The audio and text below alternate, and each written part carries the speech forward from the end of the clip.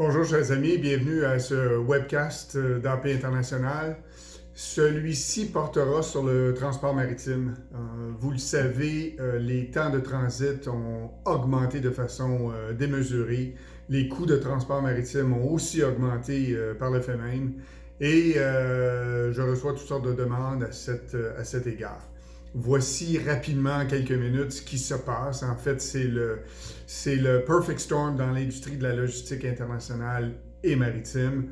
Donc, on parle de... Évidemment, tout ça a été causé par la COVID. Donc, dans les mois de mars, en fait, le premier trimestre 2020, où la Chine était déjà affectée par le virus. Par la suite, au printemps 2020, il y a eu l'arrêt presque complet des commandes de l'Amérique du Nord envers les produits asiatiques. Et soudainement, à la fin de l'été, début de l'automne 2020, c'est la folie. On recommence c'est-à-dire qu'on se lance à commander encore plus notre marchandise sur les marchés asiatiques.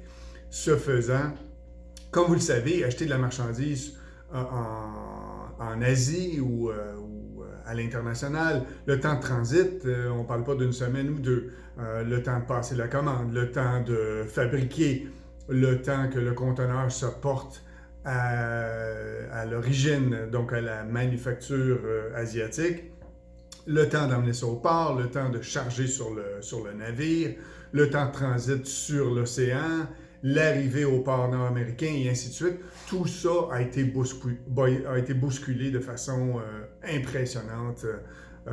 Donc à la fin de l'été, début de l'automne, et ça se continue encore. Ça va prendre plusieurs mois avant que la situation se résorbe.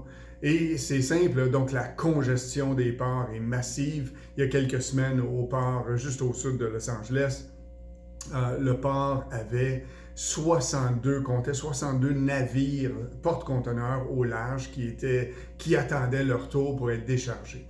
Et bon, ben, c'est la bonne formule élastique. Le port, le temps qu'il décharge les navires, moins le personnel qui sont affectés ou infectés par le virus, tout ça prend un temps fou.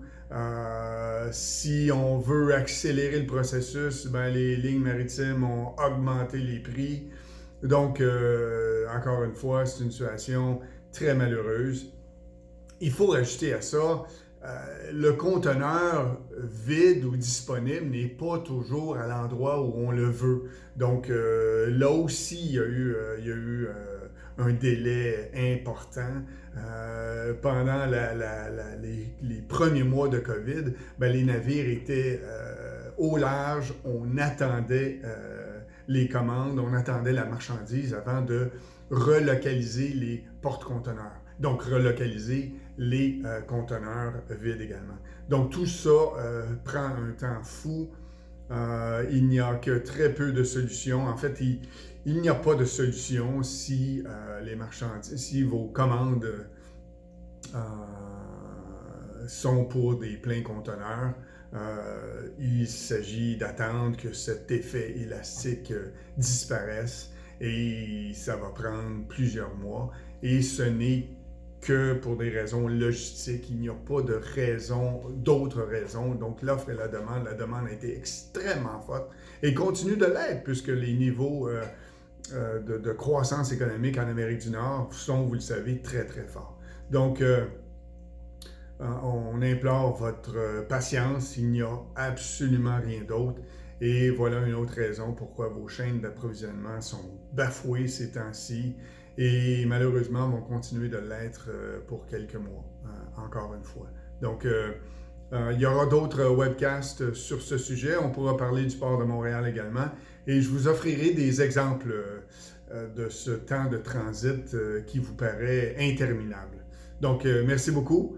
Portez-vous bien en espérant que la vaccination est déjà arrivée chez vous ou s'approche rapidement.